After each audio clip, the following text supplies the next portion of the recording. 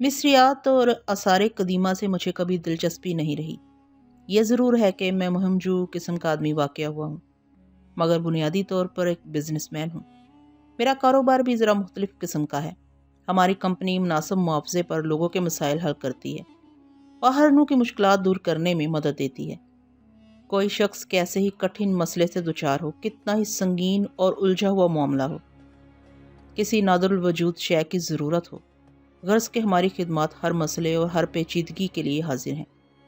ہم نے اپنی لغت سے ناممکن اور اس سے ملتے جلتے الفاظ قلمزد کر دیے ہیں۔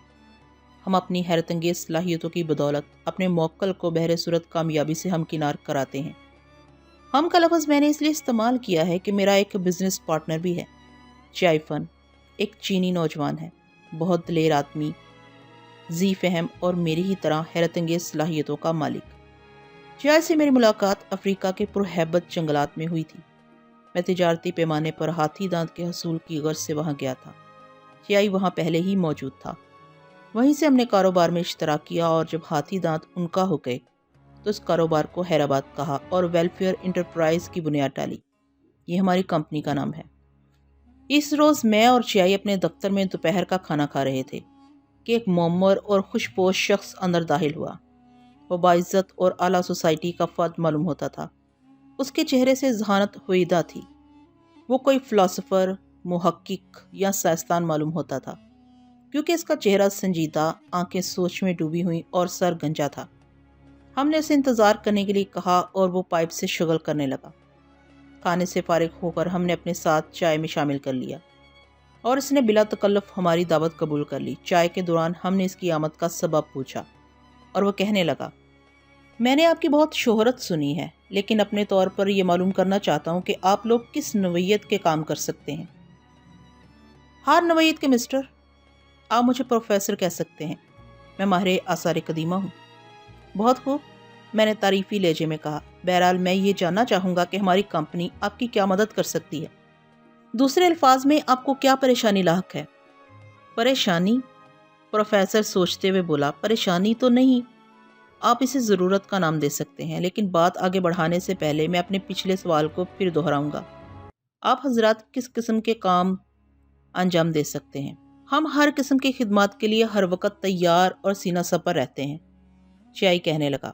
مثلاً اگر آپ کو اس بات سے دلچسپی ہے کہ ہم ہمالہ کی چوٹی پر چڑھ جائیں تو ہمیں کوئی اعتراض نہ ہوگا۔ اگر آپ مالی مشکلات میں گھرے ہوئے ہیں تو ہم آپ کو خوشحال بنا سکتے ہیں۔ عدالتی الجھنیں ہیں تو اس زمن میں بھی ہم آپ کے معاون ثابت ہوں گے۔ اگر خدا نخواستہ آپ کی زندگی کو کوئی خطرہ لاحق ہے تو ہم آپ کو مکمل تحفظ فراہم کریں گے، یا آپ کسی چیز کے متلاشی ہیں جو آپ کی پہنچ سے دسترس سے باہر ہے تو ہم اپنی زندگی کو خطرے میں ڈال کر وہ شے مہیا کر سکتے ہیں۔ گڈ، پروفیسر نے مطمئن انداز میں کہا۔ میرا معاملہ آپ کے آخری جملے سے متعلق ہے۔ گویا آپ کو کسی نادر الوجود اور کمیاب چیز کی ضرورت ہے؟ میں نے پوچھا۔ نادر الوجود؟ ہاں، ایسے ہی سمجھ لیجئے۔ ویسے ان کا اور نایاب بھی نہیں، مگر پہلے یہ معلوم ہو کہ آپ کی خدمات کا کیا معاوضہ ادا کرنا ہوگا۔ یہ معاوضے کا انحصار کام کی نوعیت پر ہے، جیسا کام ویسا دام۔ بتا چکا ہوں میرا تعلق آثار قدیمہ سے ہے، پروفیسر کہنے لگا۔ میں آج کل چند تجربات کر رہا ہوں اور اس مقصد کے لیے مجھے ایک ممی کی ضرورت ہے۔ ممی؟ چائے نے قدرے حیرانی سے پوچھا۔ آپ ان لاشوں کی بات کریں جنہیں قدیم مصری مسالہ جات وغیرہ میں بسا اور ڈبو کر محفوظ کر لیا کرتے تھے؟ آپ ٹھیک سمجھے، مجھے ایک ایسی حنوط شدہ لاش کی ضرورت ہے۔ آپ کا کام ہو جائے گا، میں نے پورے اعتماد لہجے میں کہا۔ ہم قاہرہ میوزیم سے ایک ممی نکال لائیں گے۔ نہیں، مجھے تازہ ممی درکار ہے۔ میرا مطلب ہے جو اہرام مصر کے کسی قدیم مقبرے سے برآمد کی گئی ہو، جس کا تعلق فرعون مصر سے ہو اور جسے مطلق نہ چھیڑا گیا ہو۔ مشکل کام ہے، چائے سوچتے ہوئے بولا۔ گویا آپ کا مطلب یہ ہے کہ ہم مصر جا کر احرام کی کھدائی کریں اور ایک عدد ممی برآمد کر کے آپ کے سپرد کر دیں۔ ہاں، پروفیسر نے اس بات میں سر ہلایا اور منہ تابوت کے۔ ٹھیک ہے، اب یہ وضاحت بھی کر دیجئے کہ ممی عورت کی ہو، مرد کی یا کسی بچے کی۔ چائے نے دریافت کیا۔ اس سلسلے میں کوئی تفویض نہیں ہے۔ ویسے میرے خیال میں بچوں کی لاشوں کو حنوط نہیں کیا گیا، اور اگر کیا گیا تو بہت کم۔ بہرکیف ممی عورت کی ہو یا مرد کی، اسے کوئی فرق نہیں پڑتا۔ ہم آپ کا مقصد سمجھ گئے، میں نے بات ختم کرتے ہوئے کہا۔ اب معاوضے کا معاملہ طے پا جائے، اور کام چونکہ بہت مشکل ہے اس لیے معاوضہ بھی اسی تناسب سے ہوگا۔ اگر آپ لوگ میری مطلوبہ شے فراہم کرنے میں کامیاب ہو گئے تو میں منہ مانگا معاوضہ دوں گا۔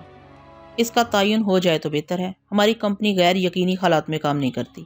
ویسے میری رائے میں اخراجات کے علاوہ ہمیں 30,000 کی رقم اور درکار ہوگی، میں نے کہا، اور نصف پیش کی۔ چیائی نے لقمہ دیا۔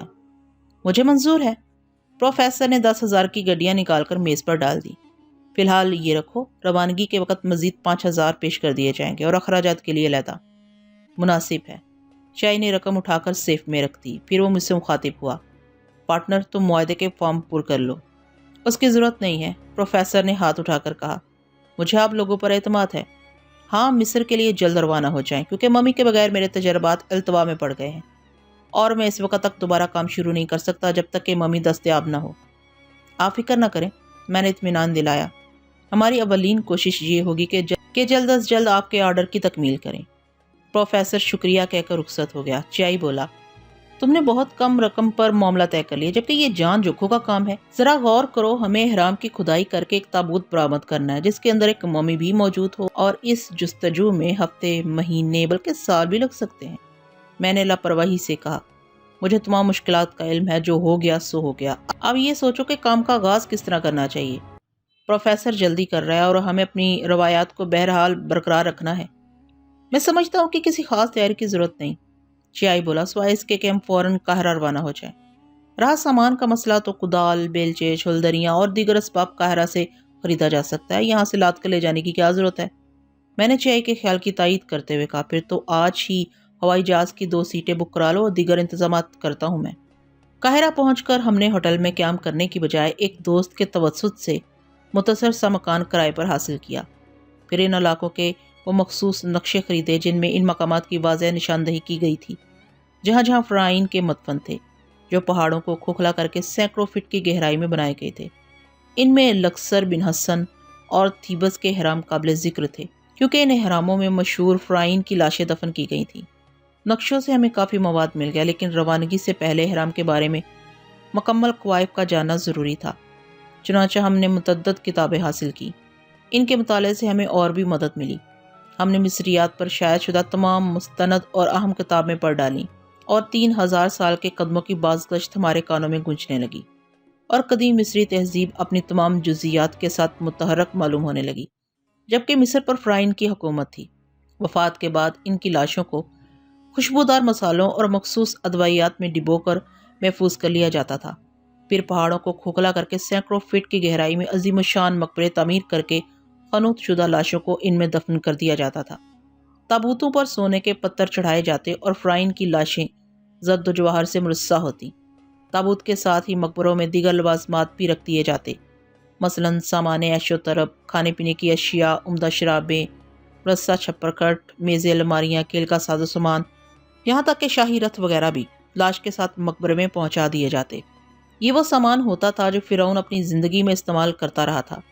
تاریخی کتابوں میں مشہور فرعون حکمران سستی رول، امیستوم اور آمن توتف اور اس کے بیٹے افنتن کا ذکر خاص طور پر کیا گیا تھا۔ ان فرعین کا شمار مشہور حکمرانوں میں ہوتا تھا۔ ان بادشاہوں کی تدفین میں بھی خاص اہتمام کیا گیا تھا۔ ان کے مقبرے وسیع اور کشادہ تھے اور ایوانوں، غلام گردشوں، راہداریوں اور پیچ در پیچ راستوں کا جال سا بچھا ہوا تھا۔ ان تمام راستوں اور بھول بھلائیوں سے گزرنے کے بعد ایوان زری کا دیو ہیکل دروازہ ہوتا، اور ان کے اندر بلند و بالا کمروں میں فرعین کی خنوط شدہ لاشوں کو رکھ دیا جاتا۔ میں اور چیائی 1 ہفتہ مسلسل ماضی کے اوراق الٹتے رہے۔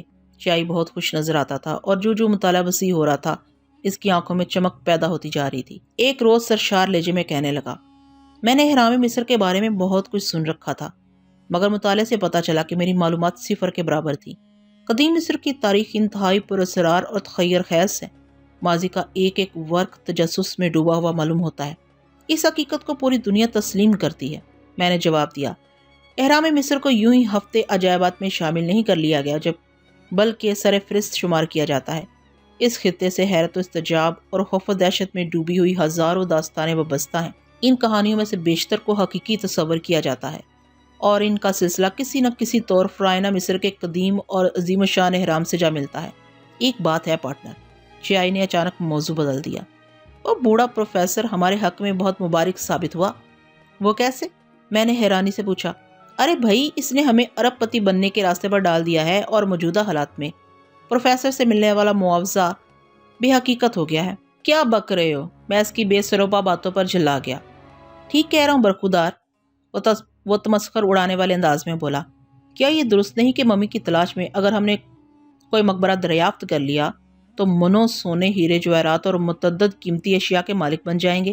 میں اس کی باتیں سن کر ہنسا اور کہا، کتابیں پڑھ پڑھ کر سونا اور ہیرے جواہرات تمہارے اعصاب پر مسلط ہو گئے ہیں۔ بابا، خیالی پلاؤ مت پکاؤ اور یہ سوچو کہ ہمیں اپنے مقصد میں کامیابی کس طرح حاصل ہوگی۔ گویا احرام سے متعلق تمام باتیں غلط ہیں اور تاریخ و تحقیق کی یہ کتابیں جھوٹی ہیں۔ سب کچھ درست ہے، میں نے سمجھاتے ہوئے کہا، لیکن اس وقت جو کتاب میرے زیر مطالعہ ہے، اگر تم اسے پڑھو تو مایوسی اور ناکامی کے احساس کے سوا کچھ حاصل نہ ہوگا۔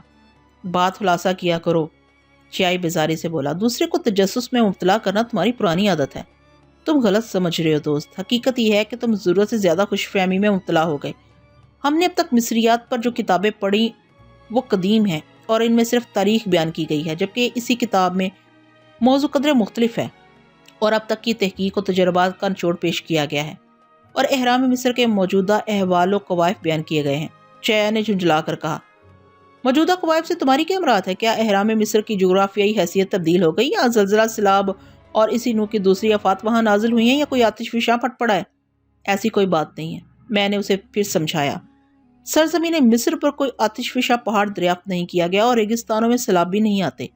اصل واقعہ یہ ہے کہ روز اول ہی سے فرعین کے زمین دوز مقبروں کی بیرومتی اور تافت کا سلسلہ شروع ہو گیا تھا۔ قدیم مصری چور رات کی تاریکی میں سرنگیں کھود کر مقبروں تک پہنچ جایا کرتے تھے، اور نہ صرف قیمتی ساز و سامان اور تابوت پر جڑے ہوئے سونے کے پتھر اتار لیتے، بلکہ لاش نکال کر بیش بہا ہیرے جواہرات بھی نوچ لیتے اور لاش اسی حالت میں چھوڑ کر سب کچھ لوٹ لے جاتے۔ چنانچہ فرعین کی مختلف حکومتوں نے اپنے اپنے ادوار میں لاشوں کی بے حرمتی اور چوروں کے انسداد کے لیے مؤثر اقدام کیے۔ مقبرے پہاڑ کھود کر کافی گہرائی میں بنائے جانے لگے اور ان کے دروازوں پر پتھر کی بھاری سلیں رکھی گئیں۔ جعلی مقبروں کا جال بچھا دیا گیا اور ایسی ایسی بھول بھلائیاں بنائی گئیں کہ آدمی ایک بار اندر داخل ہو جائے تو باہر نکلنا نصیب نہ ہو، اور تاریک بھول بھلائیوں میں بھوک پیاس سے تڑپ تڑپ کر مر جائے۔ لیکن یہ انتہائی تدابیر بھی پیشہ ور چوروں کو اپنے ارادے سے باز نہ رکھ سکیں۔ فرعونوں کے مسکن ان کی دست بود سے بچ نہیں سکے۔ بات یہی ختم نہیں ہو جاتی، جو انسان نے ترقی کی اس کا فطری تجسس بڑھتا گیا، کائنات کے راز ہائے سربستہ جاننے کی خواہش پرورش پانے لگی۔ چنانچہ تحقیق اور دریافت کا دور شروع ہوا۔ محکمہ آثار قدیمہ وجود میں آیا تاکہ زمین سے برآمد ہونے والی قدیم اور نادر اشیاء کو محفوظ کیا جا سکے۔ اس طرح احرام مصر ماہرین آثار قدیمہ اور محققوں کی توجہ کا مرکز بن گئے، اور حکومت مصر کی اجازت اور تعاون سے دنیا بھر کے ماہرین اور مہم جو کھدائی میں مصروف ہو گئے۔ چنانچہ جو کچھ قدیم چوروں کی زد سے بچ رہا تھا وہ انہوں نے برآمد کر لیا۔ ممیوں اور مقبروں سے برآمد ہونے والے ساز و سامان کو عجائب گھروں میں پہنچا دیا گیا، اور اب عالم یہ ہے کہ ماہرین برسوں کھدائی کرتے رہتے ہیں اور نتیجے کے طور پر ناکامی کے سوا اور کچھ ہاتھ نہیں آتا۔ وادی شاہان اب کھنڈرات کی شکل اختیار کر گئی ہے اور اتنی کھدائیاں ہو چکی ہیں، اس علاقے میں کوئی ایسی جگہ نظر نہیں آتی جہاں کوئی غار یا گڑھا کھودا نہ گیا ہو۔ ان میں بعض سرنگیں اندر ہی اندر میلوں تک چلی گئی ہیں۔ چیائی نے گہری سانس لی اور بولا، غالباً تمہاری لمبی چوڑی تقریر کا لب لباب یہ ہے کہ احرام مصر اجاڑ اور ویران ہو چکے ہیں اور کسی ممی کی تلاش بے سود ہوگی۔ اس کتاب کے مطالعے سے یہی ظاہر ہوتا ہے، میں نے بے دلی سے کہا۔ تم پوری کتاب پڑھ چکے ہو؟ ہاں، تقریباً 3/4 ختم کر لی ہے۔ چیائی میرے ہاتھ سے کتاب لے کر اسے الٹ پلٹ کر جگہ جگہ سے پڑھنے لگا، پھر آخری صفحات کا پورا ایک باب پڑھ گیا اور کتاب بند کرتے ہوئے کہنے لگا، اگر تم پوری کتاب پڑھ لیتے تو اتنی مایوسی کا اظہار نہ کرتے۔ 36ویں باب میں واضح طور پر لکھا ہے کہ ہر چند کے تمام علاقے کو کھنگال کر رکھ دیا گیا ہے، مگر اس حقیقت سے انکار نہیں کیا جا سکتا کہ ابھی بے شمار راز سرزمین مصر کی آغوش میں دفن ہیں۔ میں نے کہا، ٹھیک ہے، میں بھی بالکل ہی مایوس نہیں ہو گیا ہوں، لیکن یہ بھی سمجھ لو کہ اگر ایک آدھ مقبرہ محفوظ بھی رہ گیا ہے تو اتنے وسیع علاقے میں اس کی تلاش مشکل ترین کام ہے۔ گویا مشکلات سے گھبرا گئے۔ نہیں، یہ مہم کا ایک پہلو ہے جو بیان کیا ہے۔ دیکھو پارٹنر، چائے ہاتھ اٹھا کر بولا، وسوسوں اور اندیشوں کو ذہن سے نکال دو اور روانگی کی تیاری کرو۔ اگر لوگ پہلے ہی سے کامیابی اور ناکامی کا فیصلہ کر لیں تو کوئی تحریک اور مہم پایا تکمیل کو نہ پہنچے۔ میں نے اس کی غلط فہمی دور کرتے ہوئے کہا، مجھے کب انکار ہے، میں نے تو یوں ہی ایک خیال ظاہر کیا تھا۔ مگر سوال یہ ہے کہ ہم کس مقام سے کام کا آغاز کریں؟ تھیبس کی چٹانوں کی طرف روانہ ہوں یا بنی حسن کا رخ کریں یا لکسر کی پہاڑیوں کی طرف کوچ کیا جائے؟ یہ غور طلب بات ہے، چائے سوچتے ہوئے بولا۔ تاہم میرے خیال میں تھیبس کے علاقے سے پہل کرنی چاہیے۔ اس کی کوئی خاص وجہ؟ میں نے پوچھا۔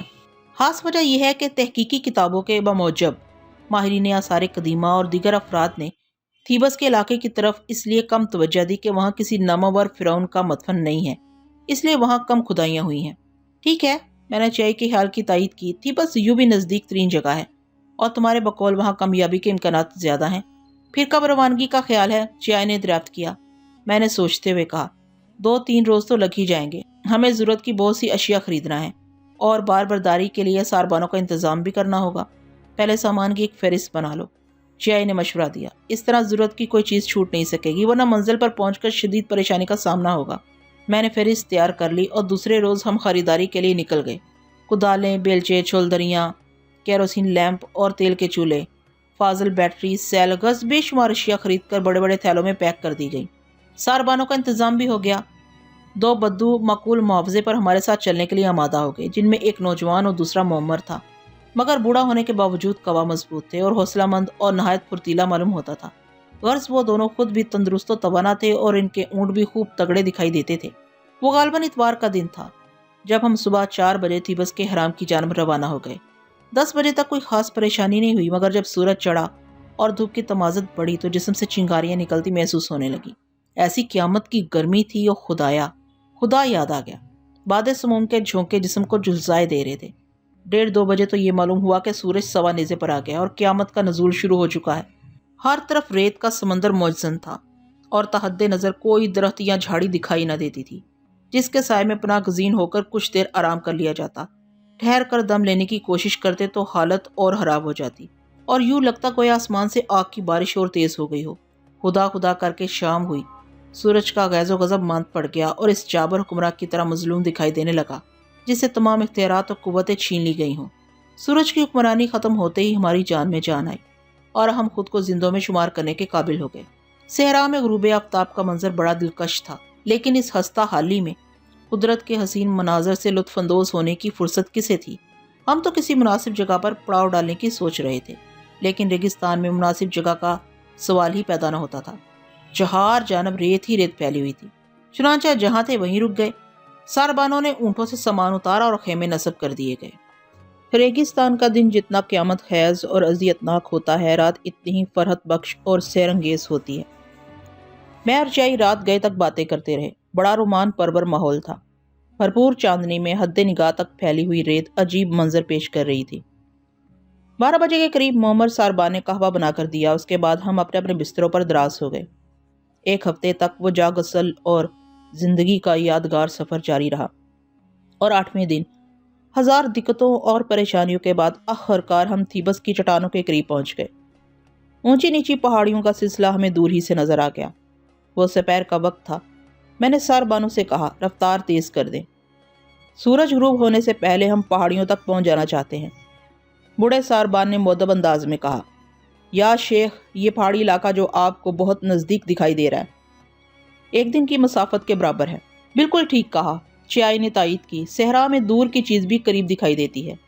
بہتر ہے کہ ہم یہیں پڑاؤ ڈال دیں اور علیل صبح سفر کا آغاز کر کے چٹانوں تک پہنچ جائیں۔ ساربانوں نے اونٹ روک کر خیمے لگائے اور ہم لوگ کھانا وغیرہ تیار کرنے میں مصروف ہو گئے۔ رات آرام سے گزری۔ صبح تازہ دم ہو کر اٹھے اور حسب معمول طلوع آفتاب سے قبل سفر کا آغاز کر دیا۔ ساربان نے فاصلے کے بارے میں درست کہا تھا۔ یوں لگتا تھا جیسے جیسے ہم آگے بڑھ رہے ہیں تھیبس کی پہاڑیاں پیچھے کی طرف ہٹتی جا رہی ہیں۔ آخر دوپہر ڈھلنے کے بعد ہمارا مختصر قافلہ پہاڑی سلسلے کے نزدیک پہنچ گیا۔ ہم پڑاؤ ڈالنے کے لیے کسی مناسب جگہ کا انتخاب کرنے لگے۔ اچانک کچھ فاصلے پر ایک غار نظر آیا جس کا دھانا اتنا بڑا تھا کہ 3 گھڑ سوار برابر چلتے ہوئے اندر داخل ہو سکے۔ قریب جا کر دیکھا تو بہترین کمین گاہ ثابت ہوئی۔ غار زیادہ طویل نہیں تھا، اندر سے 12 فٹ لمبا ہوگا اور اس طرح وہ کھوکھلی پہاڑی ایک کمرے کی شکل اختیار کر گئی تھی۔ ہم نے تمام سامان اندر پہنچایا اور دھوپ کی تمازت سے بچنے کے لیے غار کے دھانے پر ایک کنات تان دی۔ غور سے دیکھنے پر پتہ چلا کہ ہم سے پہلے آنے والے لوگ بھی اسی جگہ قیام پذیر ہوتے رہے ہیں، کیونکہ سگریٹ کے پیکٹ، خشک خوراک کے خالی ڈبے اور اس قسم کی دوسری نکارہ چیزیں ادھر ادھر بکھری ہوئی تھیں۔ چونکہ سورج غروب ہونے میں تقریباً 1 گھنٹہ باقی تھا، چنانچہ میں نے چیائی سے کہا، پارٹنر کیوں نہ ہم پہاڑیوں پر چڑھ کر محلے وقوع کا جائزہ لیں؟